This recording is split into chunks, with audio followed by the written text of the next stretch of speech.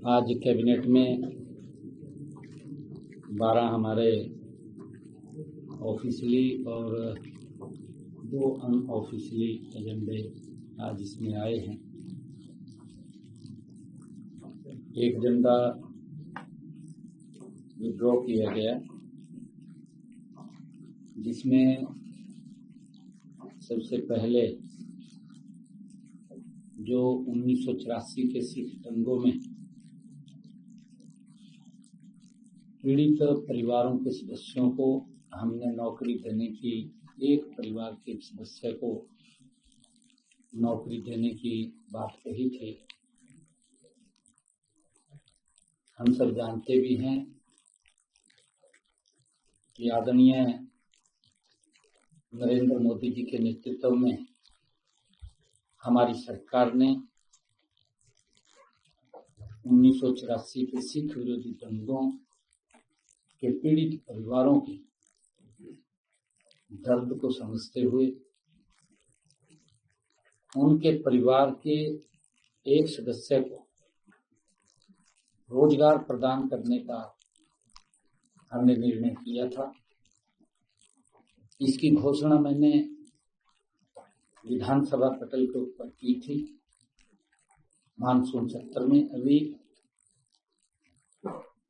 ऐसे पीड़ित परिवार के मैंने कहा था कि एक सदस्य को हम HKRN के माध्यम से उनको नौकरी दी जाएगी। मंत्रिमंडल ने ये निर्णय किया है कि उस समय जो हरियाणा के निवासी थे, जिनकी मृत्यु दंगों के दौरान चाहे वो हरियाणा से बाहर भी हुई है, आज ये निर्णय किया गया कि चाहे 1984 के दंगों में कोई व्यक्ति अगर हरियाणा से बाहर भी था और वहां पर उसकी मृत्यु हो गई, तो उनके आश्रितों को भी नौकरी दी जाएगी। इसको जो हमने कहा है कि HKRN के माध्यम से उनको 58 वर्ष तक कोई नहीं हटा पाए। आज की हमारी मंत्रिमंडल की बैठक में ये सर्वसम्मति से निर्णय लिया गया है। वहीं पर हमने स्वामित्व योजना और ड्रोन, जो आबादी देय क्षेत्रों में कब्जा धारकों को स्वामित्व अधिकार पत्र और ड्रोन आधारित सर्वेक्षणों के परिणामों को कानूनी आधार प्रदान करने का निर्णय भी किया है। इस संबंध में आज बैठक में एक अध्यादेश को मंजूरी दी गई है। इससे आबादी देय क्षेत्रों में कब्जा धारकों को ड्रोन सर्वे और प्रॉपर्टी कार्ड के आधार पर स्वामित्व अधिकार प्रदान होंगे और इस पूरी प्रक्रिया को कानूनी मान्यता भी प्रदान होगी। इससे लोग बैंक ऋण सहित गांव के अंदर, क्योंकि इस प्रकार की बातें आती थी कि हमारे नाम नहीं हो रहा, लोग बैंक ऋण सहित अन्य वित्तीय सेवाओं का लाभ भी वो उठा सकें। आज की कैबिनेट की बैठक में जो टीचर्स ट्रांसफर पॉलिसी 2025 को भी मंजूरी दी गई है, जिसके तहत पॉलिसी का सरलीकरण भी किया गया है। नई पॉलिसी के तहत जॉनिंग का कंसेप्ट हटा दिया गया है। पहले जॉन थे, तो जॉन का कंसेप्ट वो हटा दिया गया है, जिससे शिक्षक सीधे ही कोई भी स्कूल चुन सकते हैं।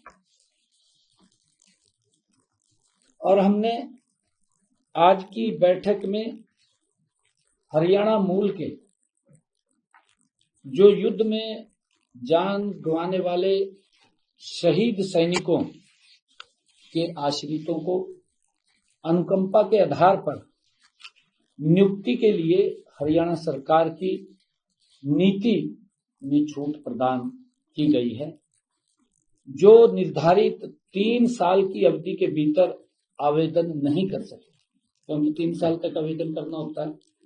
परंतु अगर वो 3 साल तक इस प्रकार के जो शहीद सैनिकों के आश्रित है अप्लाई नहीं कर पाए, उनको इसमें छूट दी गई है, हाँ कर पाएंगे।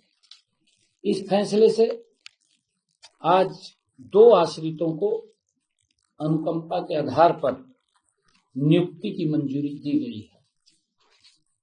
समीर, एक तो श्री समीर है, सन ऑफ श्री सिपाही सतीश कुमार, जो रक्षा सेना जिसकी 28 दिसंबर 2001 को ऑपरेशन पराक्रम में कार्रवाई के दौरान मृत्यु हो गई थी।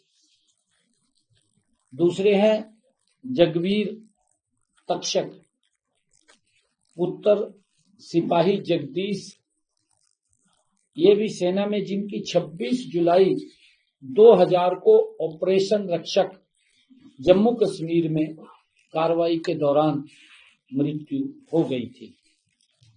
इससे पहले भी हमारी सरकार ने 26 जून 2025 को मंत्रिमंडल की बैठक में शहीद सैनिकों के 26 जून 2025 को मंत्रिमंडल की बैठक में शहीद सैनिकों के 8 आश्रितों को अनुकंपा के आधार पर नियुक्ति दी है।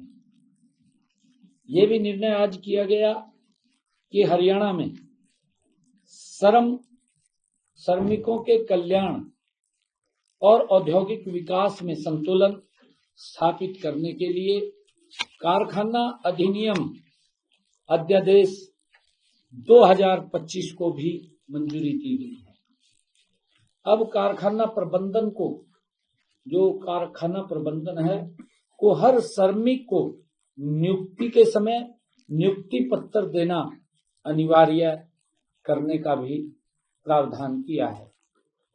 उद्योगों में महिलाओं की भागीदारी बढ़ाने के लिए भी प्रावधान किया गया है। इसके अनुसार अब महिला श्रमिक भी मशीनरी पर आवश्यक सुरक्षात्मक उपकरण उपलब्ध होने पर कार्य कर सकेंगी, उसकी मंजूरी दी गई।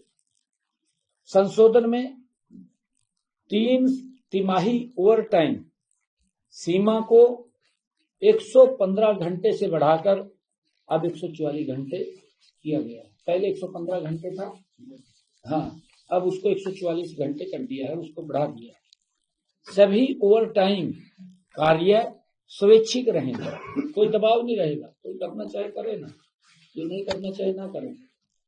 सामान्य मजदूरी दर से 2 गुनी दर से मुआवजा दिया जाएगा। जो उसकी मजदूरी है, अगर वो ओवर टाइम करता है उसको डबल चार्ज दिया जाएगा, जिससे श्रमिकों के अधिकारों की सुरक्षा सुनिश्चित होगी। श्रमिकों के बैठक में यह भी निर्णय किया गया कि हरियाणा दुकान एवं वाणिज्य प्रतिष्ठान संशोधन अध्यादेश 2025 को मंजूरी दी गई है। संशोधन के तहत 20 से कम कर्मचारी वाले प्रतिष्ठान दुकान पर हरियाणा दुकान एवं वाणिज्य प्रतिष्ठान लागू नहीं होंगे, उससे छूट दी गई कि 20 से कम अगर किसी दुकान पे वर्कर्स काम कर रहे हैं तो उसको रजिस्ट्रेशन की आवश्यकता नहीं है। पंजीकरण, संशोधन और अन्य कार्य पूरी तरह से एक ऑनलाइन पोर्टल के माध्यम से होंगे, ये भी निर्णय किया गया है। और क्रिमिनल प्रोविजन को भी हटा दिया गया है। सभी कर्मचारियों को आइडेंटिटी कार्ड, अपॉइंटमेंट लेटर दिए जाएंगे। आइडेंटिटी कार्ड भी होगा हर कर्मचारी का, अपॉइंटमेंट लेटर भी उसको दिया जाएगा। ये भी निर्णय आज किया गया है बैठक में कि पंजाब ग्राम श्यामलात भूमि नियमों में संशोधन को भी मंजूरी दी गई है। अब पंचायत द्वारा खेती के लिए पट्टे पर दी जाने वाली प्रस्तावित भूमि में से 5% भूमि 60% से अधिक विकलांगता वाले व्यक्तियों के लिए आरक्षित होगी। ये निर्णय किया गया।